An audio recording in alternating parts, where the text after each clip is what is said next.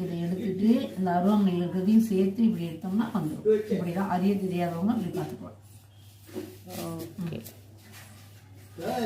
அவ்வளோதான். கையில் சுற்றிக்கணும், லாஸ்ட்டாக கையில் இருக்கிறது எடுத்துடலாம். இந்த வாழைத்தண்டு நாரில் விளக்கு போடுறாங்களம்மா, இதை எடுத்து கையில் சேர்த்து வச்சுட்டு திருப்பி அதை எடுத்து காய வச்சுட்டோம்னா அப்படியே போட வேண்டியதான். இது பிஞ்சு நாராக நல்ல கண்டாக வாங்கினா மட்டும்தான் இந்த நார் எடுக்க வரும், இல்லைன்னா வராது நார்.